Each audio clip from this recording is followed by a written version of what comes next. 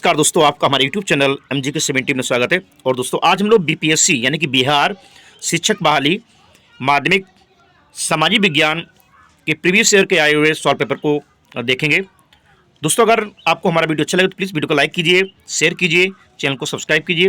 देखते हैं दोस्तों पहला प्रश्न दोस्तों है, सिंधु घाटी सभ्यता के प्रमुख नगर का नाम क्या है जिसका पश्चिमी एशिया से व्यापारिक संबंध था। तो ऑप्शन ए दोस्तों रोपड़, बी संगोल, सी कालीबंगा, डी उपयुक्त में से एक से अधिक, ई उपयुक्त में से कोई नहीं। दोस्तों हम बात करें सिंधु घाटी सभ्यता की, तो दोस्तों इसका जो प्रमुख नगर दोस्तों था वो था कालीबंगा और इसका पश्चिमी एशिया से व्यापारिक संबंध था। इसकी खोज दोस्तों जो है ये 1952 में अमलानंद घोष के द्वारा की गई थी। और दोस्तों कालीबंगा में खुदाई में मिट्टी के बर्तन, टेराकोटा की मूर्तियां और सिंधु लिपि वाली मोहरों सहित कई कलाकृतियों का भी पता चला है। तो दोस्तों यहाँ पे हमारा जो दोस्तों राइट आंसर है वो है ऑप्शन सी कालीबंगा।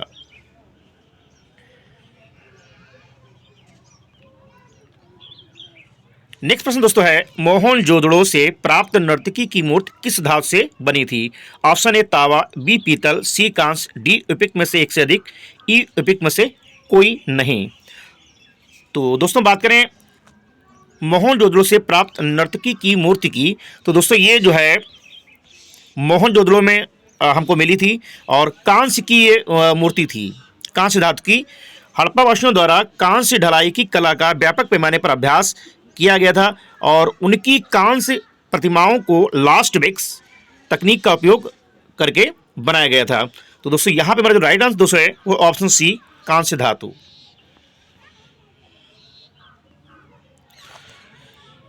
नेक्स्ट है दोस्तों, सिंधु घाटी सभ्यता में किस जानवर की पूजा के प्रमाण मिले हैं। ऑप्शन ए कुबड़दार बैल, बी घोड़ा, सी गाय, डी उपयुक्त में से एक से अधिक, ई उपयुक्त में से कोई नहीं। दोस्तों सिंधु सभ्यता के शहरों की खुदाई में हालांकि किसी भी मंदिर के अवशेष नहीं मिले हैं, किंतु इस क्षेत्र के लोगों के पेड़ों की पूजा करने के प्रमाण मिले हैं और उत्खनन के दौरान पीपल के पेड़ की शाखाओं के बीच देवता की चित्र वाली एक मोहर मिली है। तो दोस्तों यहाँ पे हमारा जो राइट आंसर दोस्तों है वो दोस्तों है कुबड़ वाला बेल। कुबड़ वाला बेल दोस्तों ये सबसे महत्वपूर्ण माना जाता था। तो ऑप्शन ए दोस्तों हमारा यहाँ पे सही है। नेक्स्ट दोस्तों है, ऋग्वेद में कितने सूक्तों का संकलन है। Option A 1020, B 1017, C 1080, D उपयुक्त में से एक से अधिक, ई उपयुक्त में से कोई नहीं। दोस्तों ऋग्वेद सनातन धर्म का सबसे आरंभिक स्रोत माना जाता है और ऋग्वेद की रचना प्रारंभिक वैदिक युग में हुई थी और इसका रचना काल 1500 ईसा पूर्व से लेकर 1000 ईसा पूर्व के बीच माना जाता है। बात करें ऋग्वेद की दोस्तों, तो ऋग्वेद में 10 मंडल हैं और 1028 सूक्त हैं और वर्तमान में 10,462 मंत्र हैं। तो दोस्तों यहाँ पे हमारा जो राइट आंसर दोस्तों है वो है ऑप्शन ई उपयुक्त में से कोई नहीं।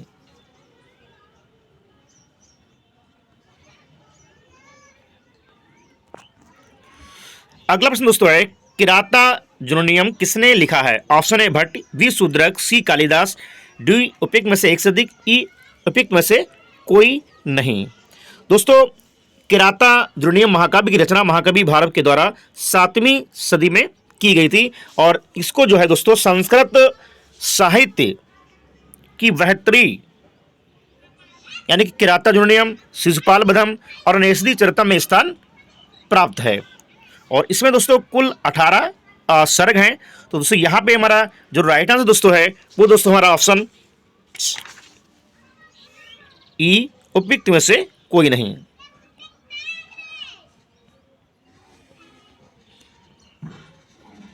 अगला प्रश्न दोस्तों है, वैदिक काल में प्रयुक्त पूर्व का अर्थ क्या था। ऑप्शन ए दुर्ग, बी व्यापार, सी बाजार, डी उपयुक्त में से एक से अधिक, ई उपयुक्त में से कोई नहीं।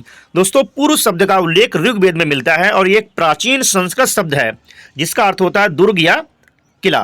तो दोस्तों यहाँ पे हमारा राइट आंसर दोस्तों है वो है ऑप्शन ए दुर्ग। अगला प्रश्न दोस्तों है, ऋग्वेद में तक्षण किसे कहते थे। ऑप्शन ए बढ़ई, बी लोहार, सी कुम्हार, डी उपयुक्त में से एक से अधिक, ई उपयुक्त में से कोई नहीं। दोस्तों तक्षण या तक्षण एक संस्कृत शब्द है और जिसका अर्थ होता है जिसके पास अपनी आजीविका के लिए बढ़ईगिरी का कौशल हो और इस शब्द का प्रयोग मनुस्मृति तथा ऋग्वेद में मिलता है। तो दोस्तों यहाँ पे हमारा जो राइट आंसर दोस्तों है वो है ऑप्शन ए, बढ़ई।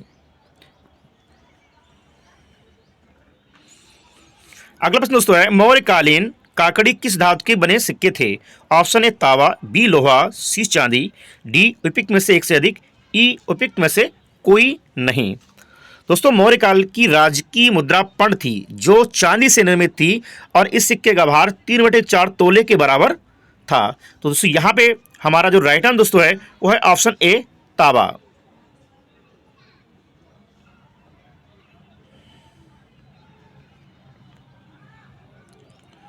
अगला प्रश्न दोस्तों है, विश्व का पहला गणतंत्र वैशाली में किसके द्वारा स्थापित किया गया था? ऑप्शन ए मौर्य, वी नंद, सी गुप्त, डी उपयुक्त में से एक से अधिक, ई उपयुक्त में से कोई नहीं। दोस्तों 6ठी शताब्दी ईसा पूर्व में वैशाली पर लिच्छवी वंश का शासन था जो नेपाल की पहाड़ियों तक फैला हुआ था और लिच्छवी वंश को एशिया में गणतांत्रिक राज्य की स्थापना का श्रेय दिया जाता है। लिच्छवी वंश के संस्थापक सुपुष्पा थे और वर्तमान में एक पुरातात्विक स्थल है। यह बिहार के मिथिला क्षेत्र में स्थित है और वैशाली की राजधानी वज्र थी। तो दोस्तों यहाँ पे हमारा राइट आंसर दोस्तों है वो है ऑप्शन ई, उपयुक्त में से कोई नहीं। अगला प्रश्न दोस्तों है, कौटिल्य का अर्थशास्त्र कितने अधिकरणों में विभाजित था? Option A 11, B 12, C option 14, D उपयुक्त में से एक से अधिक और ई उपयुक्त में से कोई नहीं। दोस्तों कौटिल्य का अर्थशास्त्र 15 भागों में और 180 उपभागों में तथा 150 अध्यायों तथा 380 कारिकाओं में विभाजित था और इसमें लगभग 6000 श्लोक थे। तो दोस्तों यहाँ पे हमारा जो राइट आंसर दोस्तों है वो है ऑप्शन ई, उपयुक्त में से कोई नहीं। अर्थशास्त्र जो है इसमें टोटल 15 अभिकरणों में ये विभाजित था। तो यहाँ पे दोस्तों हमारा ऑप्शन यहाँ पे नहीं है, तो ऑप्शन हमारा ई सही है दोस्तों, उपयुक्त में से कोई नहीं। अगला प्रश्न दोस्तों है, इल्तुतमिश ने बिहार में अपना प्रथम सूबेदार किसे नियुक्त किया था? ऑप्शन ए एबाज, बी नसरुद्दीन महमूद, सी अलीमर्दन और डी उपयुक्त में से कोई नहीं, उपयुक्त में से एक से अधिक, ई उपयुक्त में से कोई नहीं। दोस्तों बिहार में सैनिक अभियान आयोजित करने वाला पहला सुल्तान इल्तुतमिश था। तो दोस्तों यहाँ पे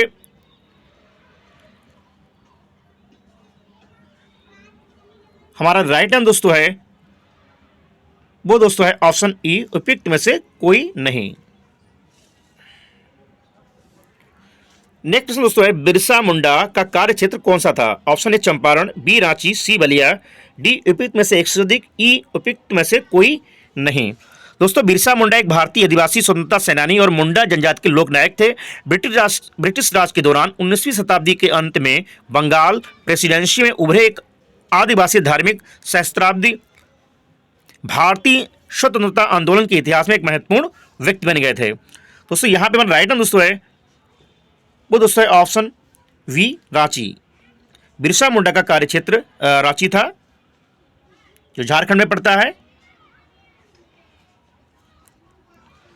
नेक्स्ट दोस्तों है, 1857 की क्रांति के बिहार के नेता कौन थे? तो ऑप्शन ए मौलवी Ahmadullah, we Tatya Tope, C Nana Sahib, D उपयुक्त में से एक से अधिक, ई उपयुक्त में से कोई नहीं। दोस्तों 1857 के भारतीय विद्रोह के दौरान कुंवर सिंह एक उल्लेखनीय नेता थे और वह जगदीशपुर के शाही उज्जैनिया राजपूत परिवार से संबंधित थे। 1857 के विद्रोह के अन्य महत्वपूर्ण नेता रानी लक्ष्मीबाई, बहादुर शाह जफर और मंगल पांडे, नाना साहब, तात्या टोपे आदि थे। तो दोस्तों यहाँ पे हमारा जो राइट आंसर दोस्तों है वो है ऑप्शन ई, उपयुक्त में से कोई नहीं।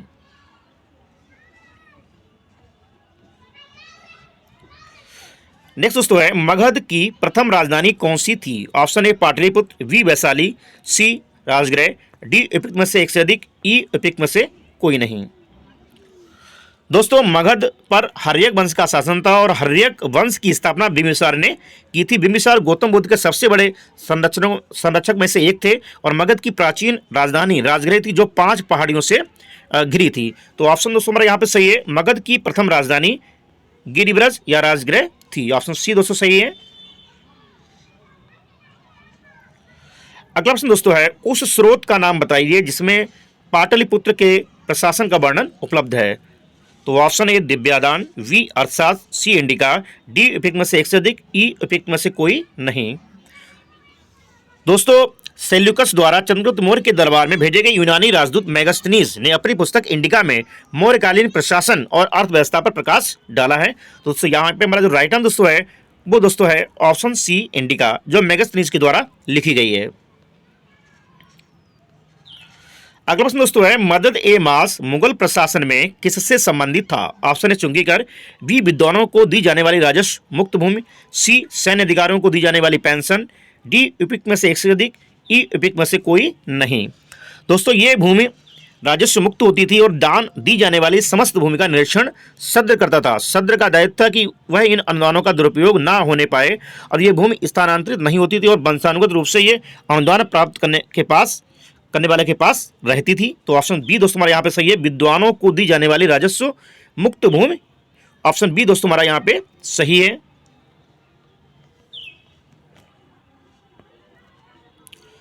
अगला प्रश्न दोस्तों पूना समझौते का उद्देश्य था? ऑप्शन है हिंदू मुस्लिम एकता, वी दलित वर्ग का प्रतिनिधित्व, सी राजाओं को विशेषाधिकार देना, डी उपयुक्त में से एक से अधिक, ई उपयुक्त में से कोई नहीं। तो दोस्तों बात करें पूना समझौते के उद्देश्य की। दोस्तों पूना समझौता 24 सितंबर 1932 को पुणे की अरवदा जेल में डॉक्टर भीमराव अंबेडकर और गांधी जी के बीच हस्ताक्षरित हुआ था और उच्च जाति के हिंदुओं और गांधी जी की ओर से इस पर मदन मोहन मालवीय ने हस्ताक्षर किए थे और इसके द्वारा केंद्रीय विधानमंडल में दलित वर्ग को प्रतिनिधित्व देने के लिए संयुक्त निर्वाचन की प्रक्रिया तथा प्रांतीय विधानमंडल में प्रतिनिधियों को निर्वाचित करने की व्यवस्था की मान्यता दी गई थी। तो दोस्तों यहाँ पे राइट आंसर दोस्तों है वो है ऑप्शन बी, दलित वर्ग का प्रतिनिधित्व जो है पूना समझौते का प्रमुख उद्देश्य था। अगला प्रश्न दोस्तों है जंतर मंतर का निर्माण किसने किया था? Option A Akbar, B Shahjahan, C Shivaji, D उपयुक्त में से एक से अधिक, ई उपयुक्त में से कोई नहीं। दोस्तों पहली जंतर मंतर वेधशाला 1724 ईस्वी में दिल्ली में बनी थी और इसके बाद 1734 में जयपुर में जंतर मंतर का निर्माण हुआ था। इसके बाद मथुरा, उज्जैन और बनारस में भी ऐसी वेधशालाएं बनाई गई। जंतर मंतर का निर्माण जयपुर के राजा जयसिंह द्वितीय के द्वारा करवाया गया था। तो दोस्तों यहाँ पे हमारा जो राइट आंसर दोस्तों है वो है उपयुक्त में से कोई नहीं।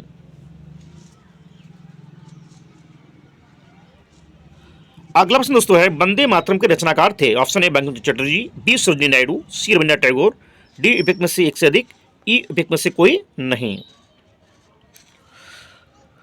दोस्तों वंदे मातरम की रचना बंकिम चंद्र चटर्जी के द्वारा की गई थी और इस गीत का प्रकाशन सन 1882 में उनके उपन्यास आनंद मठ में हुआ था और इस उपन्यास में ये गीत भगवानंद नाम के सन्यासी द्वारा गाया गया था और इसकी धुन यदुनाथ भट्टाचार्य ने बनाई थी और 1905 में ये तत्वबोधिनी पत्रिका के एक अंक में प्रकाशित हुआ था और सबसे पहले जो है पहली बार ये सार्वजनिक रूप से 27 सितंबर 1911 में कलकत्ता में भारतीय राष्ट्रीय कांग्रेस के अधिवेशन में ये गाया गया था। तो दोस्तों यहाँ पे हमारा जो राइट आंसर दोस्तों है वो है ऑप्शन ए बंकिम चंद्र चटर्जी।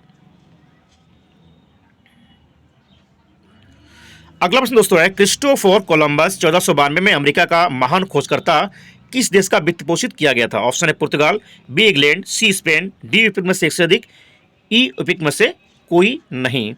तो दोस्तों बात करें पुर्तगाली नाविकों से नौकायन सीखते हुए पुर्तगाल की राजधानी लिस्बन जाने से पूर्व कोलंबस ने कई वर्षों तक नौकायन किया ताकि अटलांटिक के पार पश्चिम में नौकायन करके भारत, चीन और जापान के लिए मार्ग खोजने हेतु यात्रा के लिए आर्थिक समर्थन प्राप्त किया जा सके। लेकिन पुर्तगाल में धन जुटाने के असफल होने पर कोलंबस स्पेन चला गया और उसने 1492 में स्पेन के राजा फर्डिनेंड और रानी इसाबेल कोलंबस से मिले सोने, मसाले और धन के बदले उसकी यात्रा का वित्त पोषित करने के लिए सहमत हुए। तो दोस्तों यहाँ पे हमारा जो राइट आंसर दोस्तों है वो है option C Spain. Columbus Spain देश का निवासी था जिसने 1492 में नई दुनिया उत्तरी अमेरिका की खोज की थी। अगला प्रश्न दोस्तों है बोस्टन टी पार्टी इतिहास की एक महत्वपूर्ण घटना है जिसका संबंध किससे है? तो ऑप्शन है अमेरिका का स्वतंत्रता संग्राम, बी फ्रांसीसी क्रांति, सी रूसी क्रांति, डी उपयुक्त में से एक से अधिक, ई उपयुक्त में से कोई नहीं।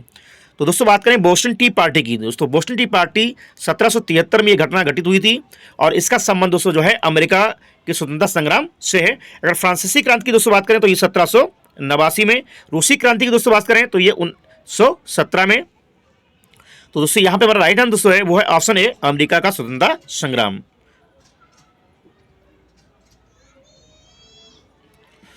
अगला प्रश्न दोस्तों है, अमेरिका के इतिहास में 4 जुलाई 1776 क्यों महत्वपूर्ण मानी जाती है? तो ऑप्शन है जॉर्ज वाशिंगटन का राष्ट्रपति के रूप में चुनाव, वी दास प्रथा का उन्मूलन, सी अमेरिकी स्वतंत्रता की घोषणा, डी एपिक में से एक से अधिक, ई एपिक में से कोई नहीं। दोस्तों 4 जुलाई 1776 को अमेरिका की ग्रेट ब्रिटेन से स्वतंत्रता की घोषणा की गई थी, इसलिए इस दिन को अमेरिका इतिहास में महत्वपूर्ण माना जाता है। और अमेरिकी क्रांति के दौरान 1776 में ग्रेट ब्रिटेन से 13 उपनिवेशों का कानूनी पृथक्करण वास्तव में 2 जुलाई को हुआ था। तो दोस्तों यहाँ पे हमारा जो राइट आंसर दोस्तों है वह ऑप्शन सी, अमेरिका स्वतंत्रता की घोषणा। ऑप्शन सी दोस्तों सही है। अगला प्रश्न दोस्तों है, फ्रांसीसी क्रांति के समय फ्रांस का शासक कौन था? तो ऑप्शन है लुई 16वां, बी लुई 14वां, सी लुई 13वां, डी एपिक में से एक से अधिक, ई एपिक में से कोई नहीं। दोस्तों फ्रांसीसी क्रांति के समय लुई 16वां फ्रांस के राजा थे और वह वोरवान राजवंश से संबंधित थे और उसने 1774 में जो है गद्दी को संभाला था। तो दोस्तों यहाँ पे हमारा जो राइट आंसर है वो है ऑप्शन ए, लुई 16वां। और फ्रांसीसी क्रांति दोस्तों जो है ये 1789 में हुई थी।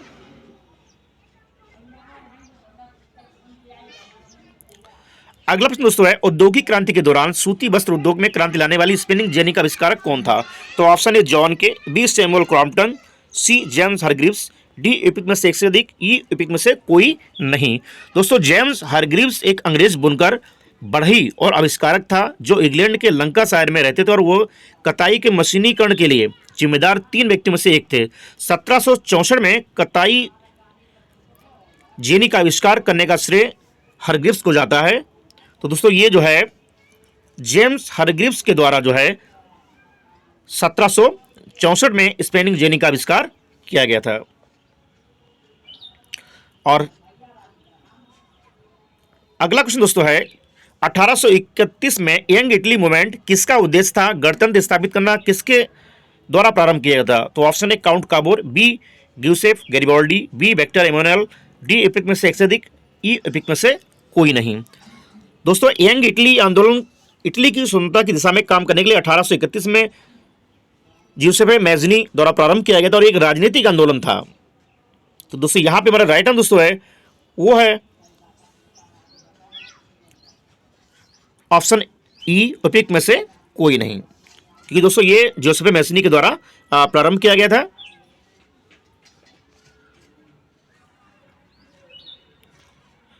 और अगला प्रश्न दोस्तों है, जर्मनी के एकीकरण का वास्तुकार कौन था जो रक्त एवं लोह की नीति पर विश्वास करता था?